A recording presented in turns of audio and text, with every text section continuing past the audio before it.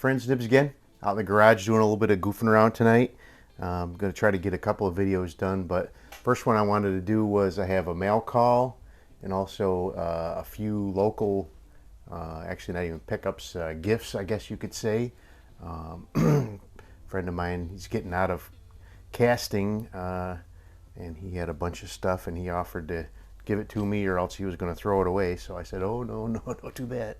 So I got the, we'll do the unboxing of the mail call later, but that'll be pretty cool. I'm going to set it off to the side for now, but we'll go through this stuff that I brought home that I got from my friend today.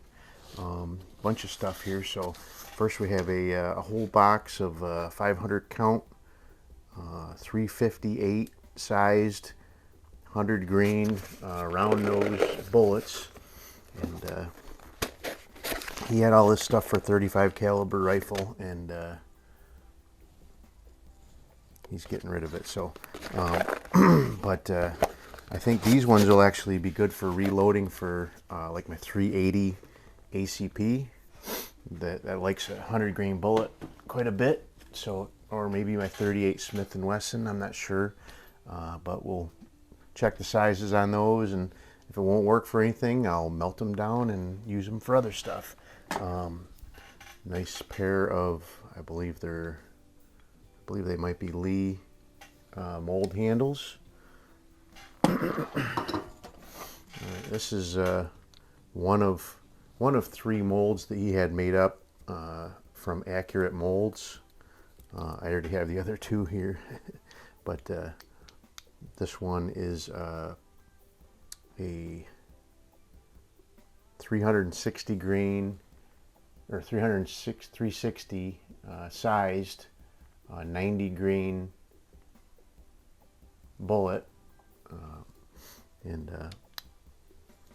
so that actually would be another possibly good bullet for the 360. Would probably be a real good one for 38 Smith & Wesson, because that likes a little bit bigger bullet than normal like 38 special or whatever. And then these kind of go together. So this is well, this is just one of those little Lee presses, which I actually have this exact press over there on my reloading bench already. But what he was using it for solely was for resizing these 38 caliber bullets. The sizing die that's in there right now is a 358, and then there's a let me see here. There is a 359 and a 357. So okay, so that's good. I actually have a couple of other 38 caliber sizing dies over there as well. I know I have a 355 and probably a 358 as well. So, but those will come in handy.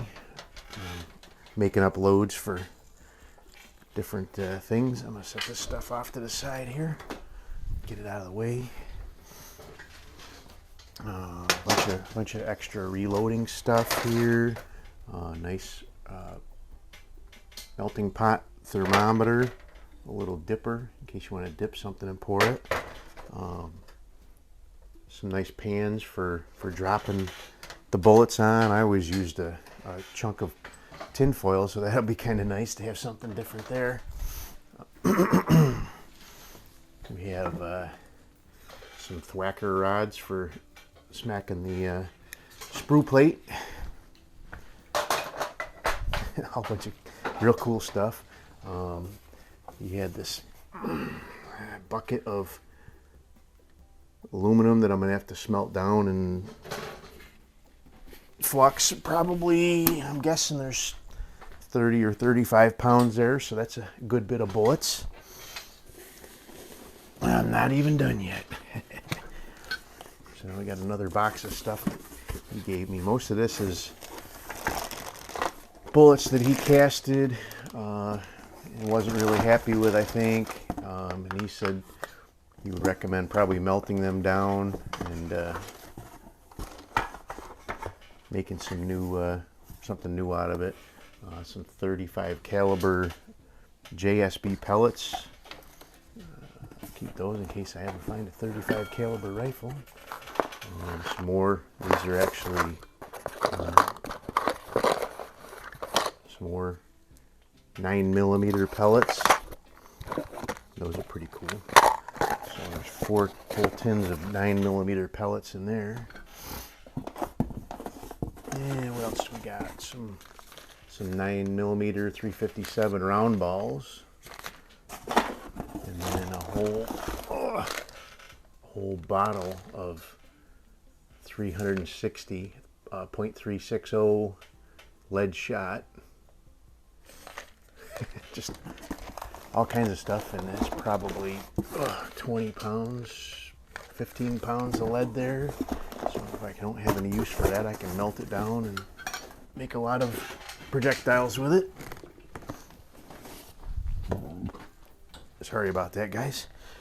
And then last but not least is heavy is a Lee 20-pound production pot. This is the bigger size. I have a 10-pound production pot, so but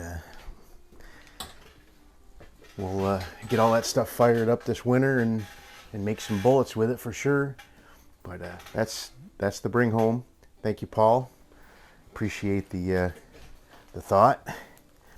I will put all of that stuff to good use some way or somehow. And so now let's get to our unboxing. So what we have here is a very rare Crosman pellet gun. Just like my model 102 over here that I just got. The seller on eBay claimed that this one did not hold air, but I believe that at least in the 102's case, the seller just didn't know how to manipulate the cocking knob to that you had to do that before you pumped it, because it works just fine. I do have a new seal kit coming for it. I have a new seal kit coming for this one too, but maybe I won't need it for either one. Wouldn't that be something?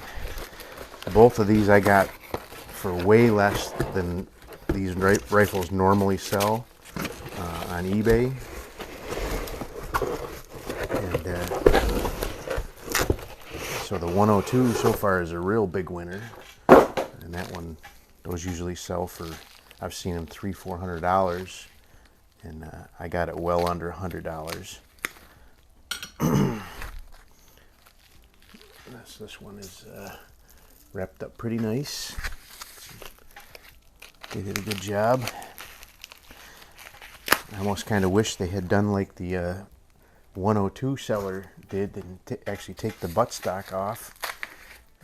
Just it would actually protect it a little bit better. It wouldn't have that all that length to possibly get broken.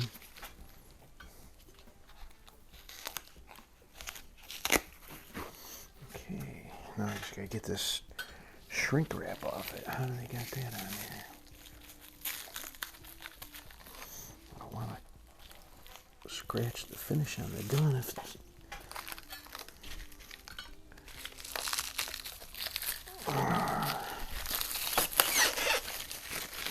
Sorry about this, guys.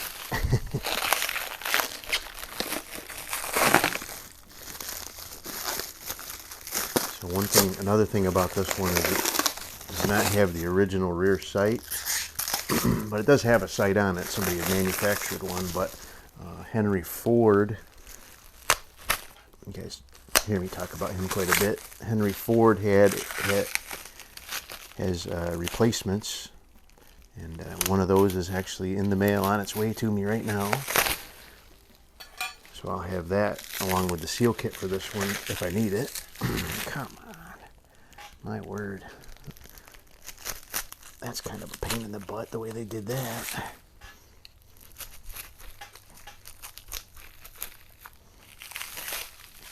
Almost there, guys, almost there.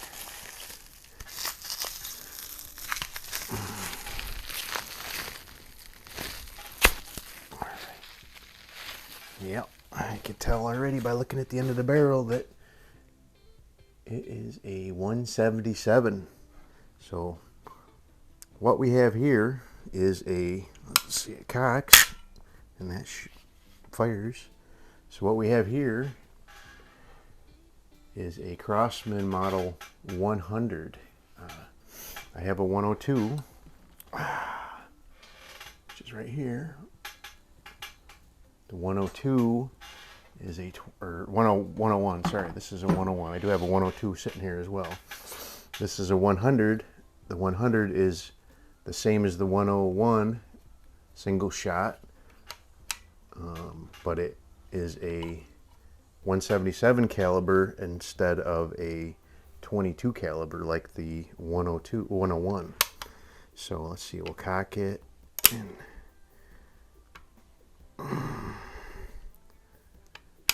let's just see if it pumps at all.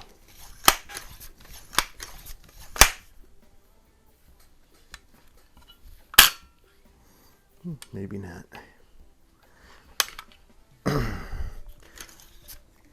Might just need a little bit of oil though. These things are typically pretty neglected.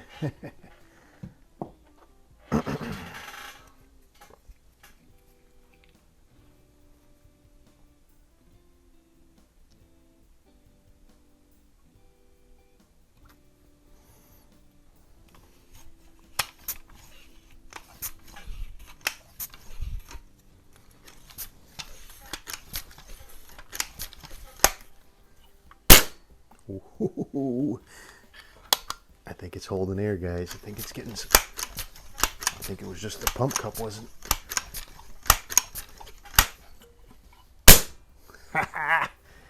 Unbelievable. Got another. Let me, I'm going to bring you out here and we'll shoot a couple of them across the garage at the target box. I don't have my downrange camera going, but you'll see that in another video. But I just want to do a couple of test shots with it. I don't know where this sight's gonna land, but I can't believe this thing's actually working. Got two.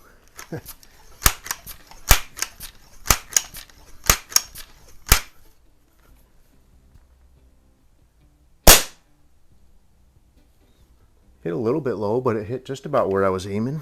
Let's do one more.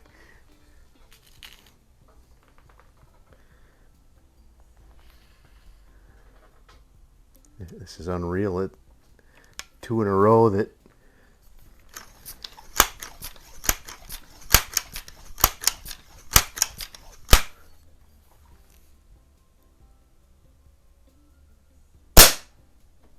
yeah, it's hitting about 1.5 inches low, which is no problem. I just could adjust this sight, which it actually is going to get replaced anyway. But man, it's, I can't believe this thing is working.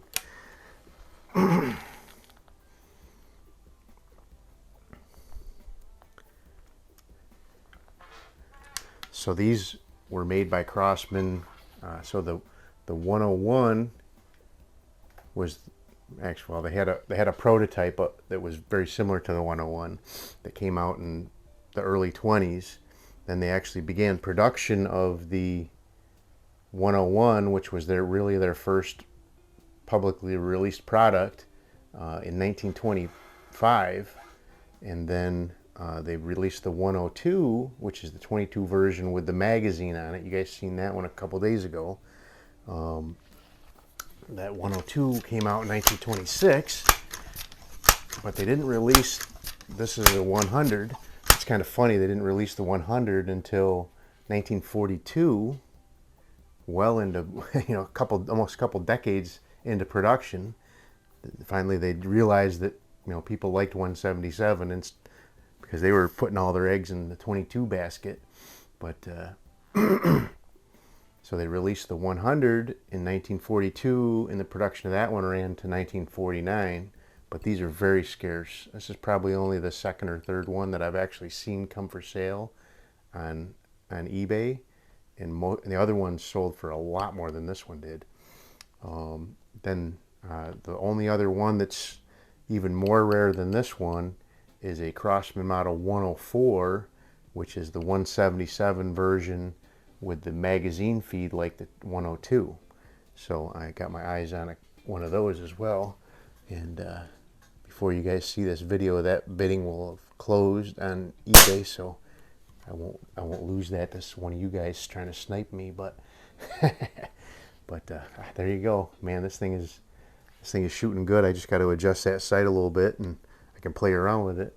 But the video went a lot longer than I expected, but we're having a lot of fun out here in the garage. Got a lot of neat stuff. Got another functional. Hard to tell exactly when this one might have been made.